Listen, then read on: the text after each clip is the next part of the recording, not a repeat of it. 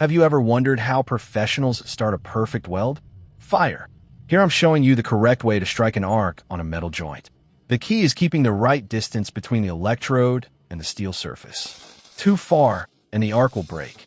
Too close, and the rod will stick. Once the arc strikes, maintain a steady motion and keep the heat consistent.